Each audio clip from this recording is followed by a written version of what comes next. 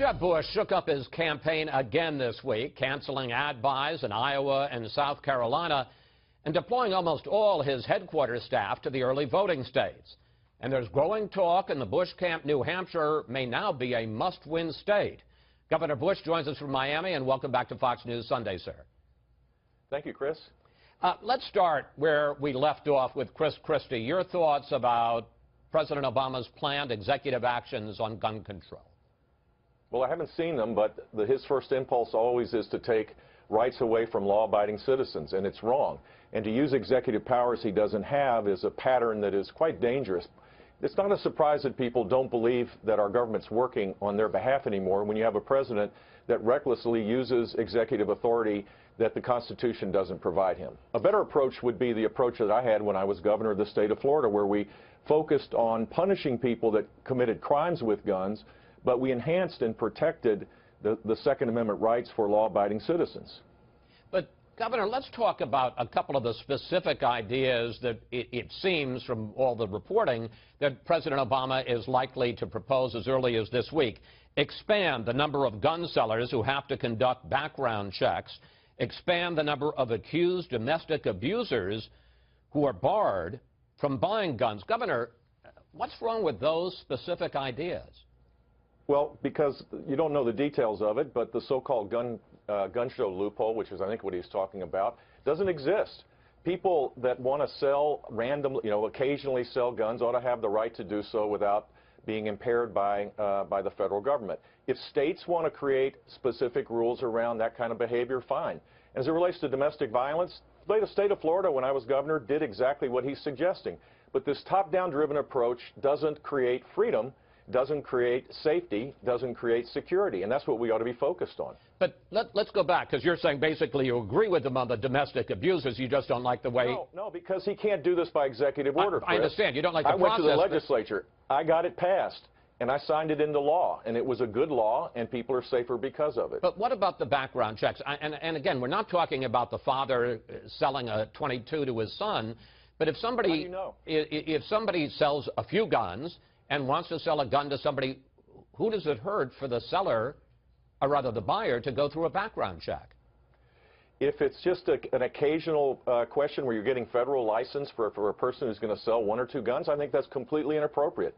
We're a bottom-up country. We're not a top-down country, and he doesn't have the authority to do this anyway.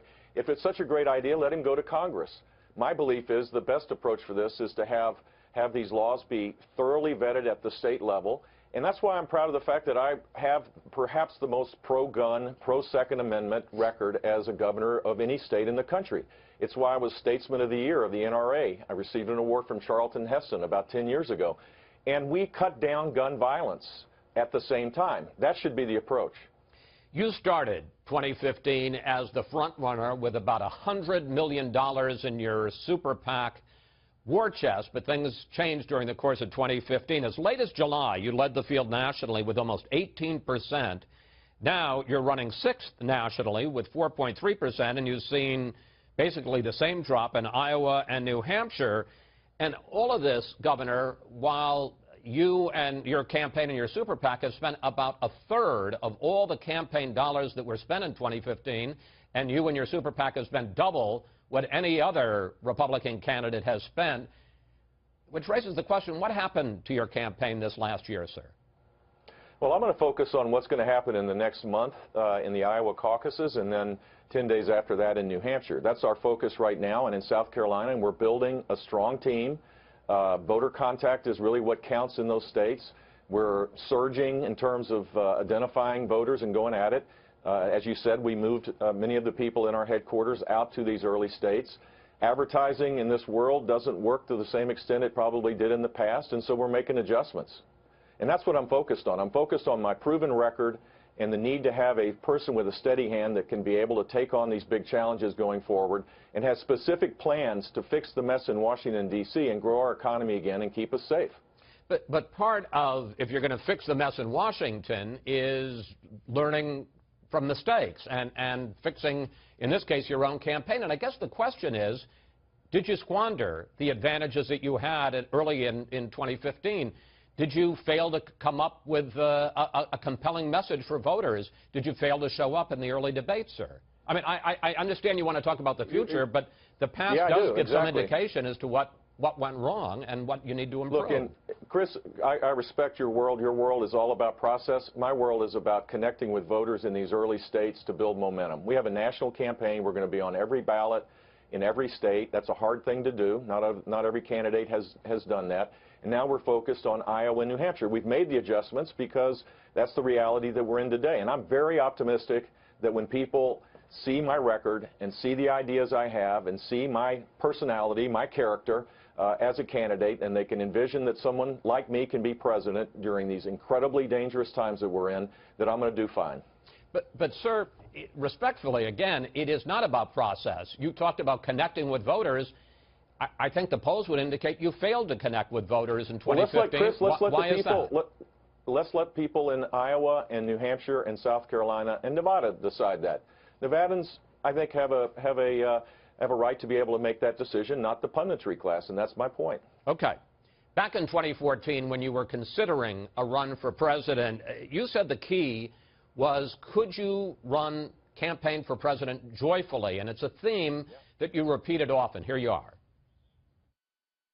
Can you do it? In my case, that means can one do it joyfully, without tied to all of the convention of the politics of the here and now. Governor, do you still feel that way, that you need to campaign joyfully? Yeah, and I do that. I'm excited about the future of this country if we fix a few big, complex things. The joy in my heart relates to the greatness of this country. I believe in the greatness of our country, and I believe in its future, but Washington, D.C. is broken. And the joy I have is the prospect of being president to fix the mess in Washington and then work with Congress to fix how we tax and regulate and build a security system around us so that we can be kept safe again. The reason I ask is because we looked at a couple of your recent ads just from this last month, and we found some clips on them, and I'd like to play them. These are ads not from the Super PAC, but from the Bush campaign in the last couple of weeks.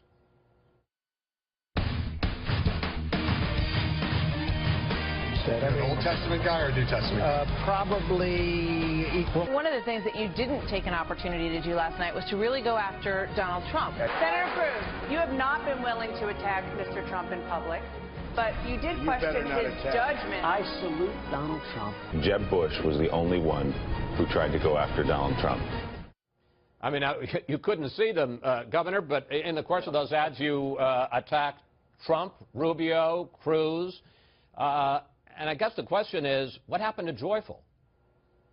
You can be joyful and also point out the differences. I want to be president of the United States so that I can fix these things. And Donald Trump, I don't believe, is going to be the party's nominee. And if he is, he's going to get crushed by Hillary Clinton. And I wanted to point that out. He said some things that are just outrageous. His views on policy have shifted with the winds. He is a strong supporter until recently of Hillary Clinton, and now he's the front-running candidate for the Republican nomination. Someone has to call him out. As we mentioned at the beginning, you have shifted really the third overhaul of your campaign in 2015. You have basically canceled all of your ad buys in Iowa and South Carolina. You've deployed almost all of your headquarters staff to the early states. Same question I asked Chris Christie. New Hampshire would seem to be terribly important for you. Don't you have to finish first or at least ahead of all the other so-called establishment candidates? Look, I have no control over how you measure, who's up and who's down. I'm going to focus on doing the best I can, and I believe we're going to do really well in New Hampshire, and that's my goal. And I have a campaign organization in every state of the country. We're going to be on the ballot everywhere. This could go a long, long way. I have no clue about that. I just have to act on my heart and work as hard as I can, and I'm excited about the start of this new year and look forward to campaigning hard in Iowa and in New Hampshire and in South Carolina and Nevada. And final question, sir, you were the one as the head of the campaign who made the decision. Why did you decide to cancel the ad buys in 2 states, keep them up in New Hampshire, and basically get everybody out of the headquarters in Florida? Well, based on the fact that, based on what we know, the Right to Rise PAC continues to do advertising on television, and we ought to be focused on voter contact. And so it was an adjustment based on the reality of where we are. That's how leaders lead. Does that indicate that you're think you have less of a chance in Iowa and South Carolina and are putting more eggs in New Hampshire? No, because we're excited about Iowa and South Carolina as well. Look, we want to go identify every voter and make sure they go out to vote. The way you do that is the old-fashioned way in these early states, and that's the mission and that's the objective, and I'm pretty confident about where we are. Governor, thank you. Happy New Year. You bet, Safe Chris. travels on the campaign trail, sir.